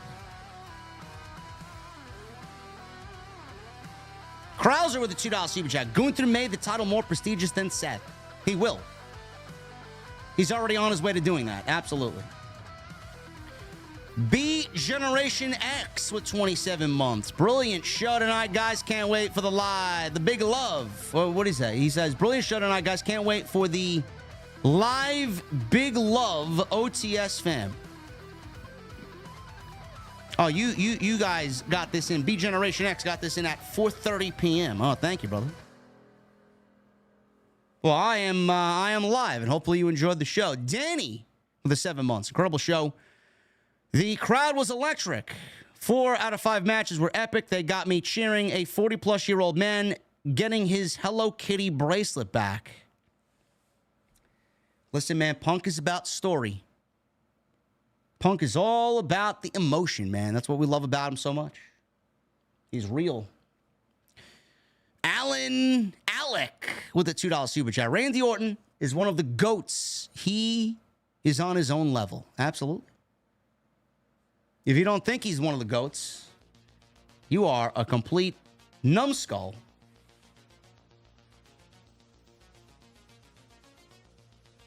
Felix K with a $10 super chat. My first PLE from my home country tonight, Berlin, was on fire. WWE needs to do more PLEs in Europe. Oh, well, they're coming. I could see Belgium, like I mentioned earlier. Italy is definitely getting one. I could see Italy getting one next year. I could see Backlash in Italy next year. No doubt about it. WWE's going to Wembley. More international PLEs are on the menu, folks. Phil with a 21 months. What a show this afternoon. Everything flowed nicely. It made sense. Amazing wrestling along with an amazing show. Crowd, I got a 4.5 stars. Thoughts, JD? Sure. I don't like to rate something, but if you thought it was a 4.5 out of 5, great. As long as you enjoyed yourself.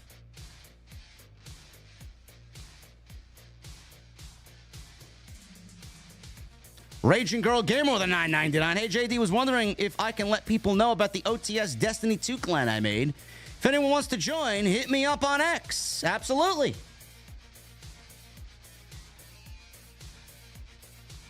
Let me know when you guys are raiding.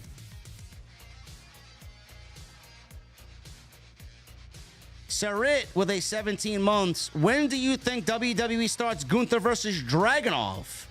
As soon as Bad Blood or later, extending up to end of the year, just like their long NXT UK feud? I have no idea, brother. Gunther is not losing the World Championship anytime soon, so doing a Dragunov feud is only going to result in him losing. I see Gunther defending the World Heavyweight Championship against John Cena at SummerSlam next year. That's my prediction. There's no reason to start booking Gunther losing the championship, man. He held the Intercontinental title for 666 days. If you don't think he's going to at least hold the world title for half that, you're out of your mind. Filthy Slimes with a $4.99. Great show tonight. Good to see Punk make it out of these matches, man. I watch his matches with fear that anything can happen with his history. Listen, brother, you and me both. You and me both, man.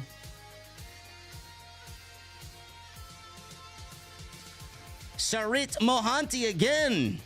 Graves or Wade? Need to replace Booker T on NXT.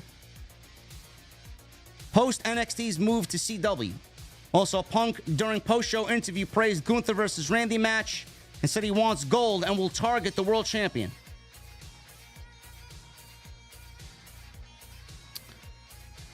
Maybe that's their clue.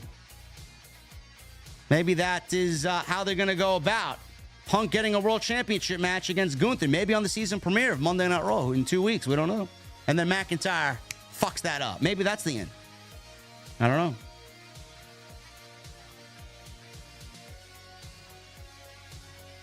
Why are we replacing Booker T on NXT, man? I don't know. I mean, it's beyond repair for the commentary team on NXT. They suck, man. Booker is not good and painful to listen to, and Vic Joseph is not good.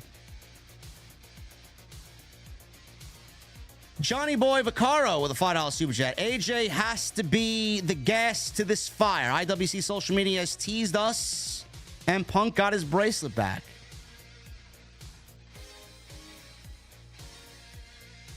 Kratos, 46 months. Oh my goodness, this guy's 2 months away from a Mustang emote, man. 46 months as a VIP. That is a lot of time, bro. Wasn't a fan of Bash in Berlin. One title change, the whole show, and the world title matches opened and closed. And Gunther and Orton went too long, in my opinion. Listen, man, to each his own. If you didn't like it, you didn't like it. Don't let anybody change your opinion and tell you otherwise, man. Cornell Bryant with a $20 super chat. Thank you, Cornell. Punk is not main eventing WrestleMania anytime soon. 40 was his only shot before the injury, with Rock pinned in for 2 possible matches with Roman or Cody. Cena's last run and Rhea and Bianca's title match are in his way. Not necessarily. You tell me a great story. Story's always going to overtake whatever you think is the main event of WrestleMania. If the story is big enough and it warrants the main event, then you go with the hot story. We've seen that already in the last 2 years.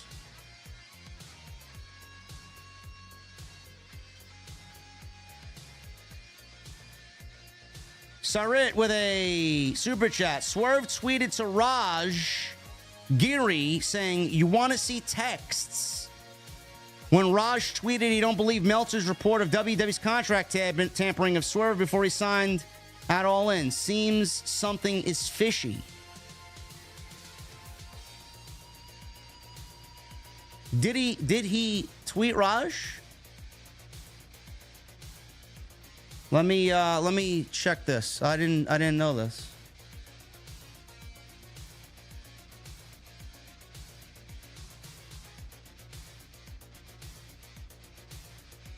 I don't know. Did he delete the tweet? I saw that tweet. I can't find it on his page now.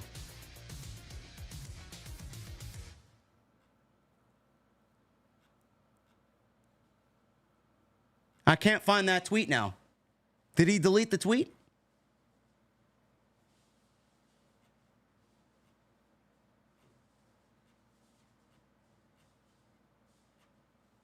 Yeah, it looks like he deleted the tweet. There's no such tweet on Raj's page anymore, but I did see it earlier. Listen, man, you know, I could say more on the Dave Meltzer stuff. You know, does WWE care about what AEW does? Absolutely. They care about what AEW does. They've showed that before in the past. They are petty, and they will go to any lengths to push their weight around with AEW. So, yes, they do care. But with the stories of AEW feeling WWE contract tampers and WWE's always throwing their weight around, I would not be surprised if Tony Khan has Dave Meltzer on some sort of list where he throws him a few bucks and pays him off to fucking run a story about WWE. And in this case, say about Swerve and them, WWE being upset about Swerve's contract and Mercedes' contract and all these big contracts, how it ruins the business and how it's bad for the sport. I would not be surprised that Meltzer runs a story with that as the narrative to make AEW look good or to make WWE look bad in this case. The politics in the community, man, are wild. They are. It is not even that outlandish to think about that either. The politics within the IWC are sickening. I don't trust any of these people. I don't. The one thing that I see, the one thing that I think about is if they want to take the cheap way out and the lowest road, the lowest hanging fruit, they'll take it. I don't trust these people. If it's bad, it's probably that. Honestly. Meltzer is on the payroll. Absolutely. I would not be surprised that Meltzer takes some form of payment from Tony Khan to make stories like that fucking blow up and everybody runs with it. So that AEW looks good and WWE looks bad. Sarit, thank you, brother. It looks like Raj deleted the tweet. I have no idea, but it looks like Raj deleted the tweet. Johnny Boy Vaccaro, $5 super chat. Maybe with commentary shakeup, Wade be pulled back in with Kevin like Nigel into AEW All In. Wade could lace up the boots again. I don't care to see it. Wade was great. Did they drop the ball on Wade? Absolutely. Absolutely. But I don't have any interest in seeing Wade wrestle. I like Wade where he is. I think he's excellent at what he does. And right now it's going to be Wade and Joe Tessitore on Mondays, Michael Cole and Corey Graves on Fridays. When Monday Night Raw moves to Netflix, I think we see Michael Cole, Pat McAfee again. That's confirmed. We'll see Michael Cole and Pat McAfee, and I think Corey Graves joins Monday night as a three-man booth for a 3-hour show. And then Joe Tessitore and Wade Barrett move over to SmackDown. The reason why they're working together is that they get familiarized with each other, and then they have a little bit of an easy time moving them to SmackDown on Friday night come 2025. That's the prediction. Lonnie Jones with a 4 months. What's up, JD? How are you doing? I'm all right. I'm all right. Happy to be spending Saturday with you guys. We need 60 more likes for 1,000, guys. If you're in the chat and have not hit the thumbs up, please hit that thumbs up. HLG27 with a $2 super chat. What do you think of Mustafa Ali's run in TNA? Well, I don't watch TNA, so I can't really give you an opinion, but what I can give you an opinion on is Mustafa Ali. He's fucking great. Love him. Huncho Breezy with a new membership. Huncho. Cheers, brother. Thank you for coming to VIP, man. What the fuck you drinking? Lauren. We got a lot of Lauren super chats here, man. $2 super chat everywhere. Do you want to see Punk versus Gunther? Sure. 2 of my favorites. Why not? Orton back to SmackDown. Hoping that show is better. Me too. Didn't like the ending of Orton and Gunther. Why not? Neither guy was pinned. Orton was protected. He did not get pinned. He passed out. It's the right outcome. I don't want another Solo and Cody match. Nobody does. Lisa with a $5 super chat. Hoping Cody solo match doesn't happen. That RKO to Cody is going to be the start of an amazing feud. Keep up the good work, JD. Thank you, Lisa. Ali with a $1.99. Hey, JD, question. What's next for the Wyatt 6? I have no fucking clue. No clue. The Bastard with 17 months. If KO won't find that killer instinct, Randy Orton will just imagine if he delivered a punt kick to Cody Rhodes. Also 17 months to the only ace, JD. Thank you, Bastard. That's why I said KO's not turning heel. Randy Orton's going to fucking find that killer instinct. If KO wants to be a lush, he can go and be friends with Cody. Randy's not going to stand for that shit. Jay Solstice with a $20 super chat. Thank you, Jay Solstice. Fantastic main event. I don't know how old Lil Nate is these days, but he still has the best sliding count in the business. Hilarious beer rant, by the way. Great recap, brother. Thank you, Solstice. You know who I don't like? She's fine, but her 3 count is just so unnatural, man. Jessica Carr's 3 count? Nah. She's got a very awkward-looking 3 count, man. It's like you know when it's not the end of the match. It's just something that she does with her hand. It's so unnatural when she comes down for the 3 count. I don't like it. I don't like it. Snowman Khan with a $7 super chat. I can see Orton beating Cody for the title. Cody doesn't come back till Rumble. Can see Randy feud with Owens. Can you see a first blood match at Bad Blood? Why does it need to be a first blood match? Why can't it just be a regular one-on-one match? First blood match would be a blow-off. Those types of matches are blow-offs to feuds. Zachary Finer with a $9.99 on the probably unlikely chance that Rollins isn't back before WrestleMania. Could you see Punk vs. Gunther main eventing night 1 for the world title? If Rollins is not back by then, yes. If Rollins is back, Punk and Rollins will be your WrestleMania match. And I'm predicting Gunther will wrestle either Dragunov at WrestleMania or I think we'll see Brock Lesnar back on television. I think Gunther versus Brock Lesnar is something that we should see before Brock inevitably goes away. Otis with a 32 months. Hey, JD, great show. Bash was good, and now I'm off to work. Love you, bro. Keep up the inspiring work. Hashtag OTS Bloodline. Otis, have a good day at work, brother. Reggie Smith with 35 months. What's going on, JD? Was wondering, what are your thoughts on the World Tag Team titles? When do you think they will be defended, and can it be on a PLE? It sure could be on a PLE. It's up to Triple H to build a competitive division, which right now he does not have. So we will hopefully see a better division with the rumors of the Lucha Brothers and Motor City Machine Guns coming on in, and hopefully they do something with that tag team division. Michael Evans with a $5 super chat. Hey, JD, isn't the Hog Show in Chicago next weekend? What arena is it at? I'm interested in going. It is at Logan Square Auditorium. I will be there to do the show, and then I come back on Friday, and we'll be right back here for SmackDown in front of all of you lovely people. Lauren with a $2 super chat. Thank you, Lauren. Jade and Bianca shouldn't have gotten the win. I don't really care either way. Johnny Boy with a $5 super chat. Will The Miz replace Cole, retire him, and put him on commentary? No. Now, Miz is not going to be a play-by-play guy. Lauren with a $7 super chat. Orton should go to Raw when it goes to Netflix. Rollins should go to SmackDown. Cena to Raw. Gunther to SmackDown. Roman to Raw. Bianca to Raw. Becky to SmackDown. Boy, you're really throwing random wild cards out there, Lauren.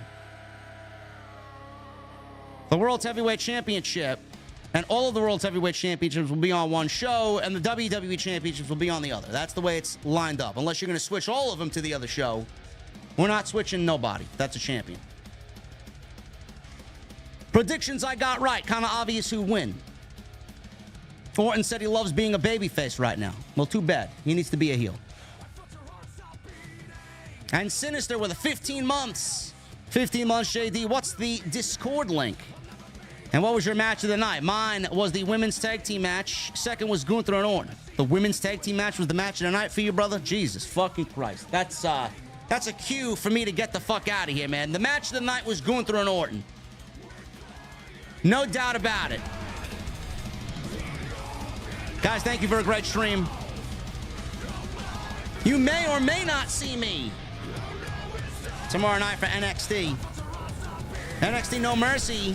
Joe Hendry. We all believe in Joe Hendry, man. He's wrestling for the NXT title against Ethan Page.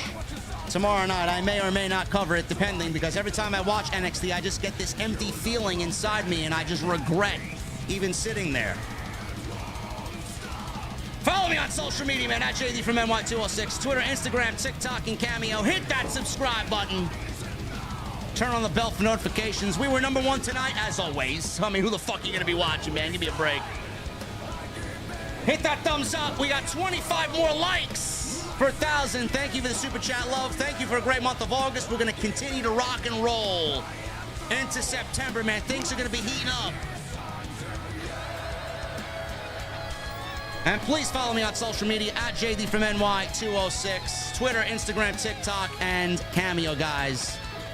I'll keep you posted about tomorrow. If not, a brand new week of content next week, right here on Off the Script. I will leave you with a banger. And I'll see you guys on Monday, right here for Monday Night Raw on Off the Script. I'll see you guys later.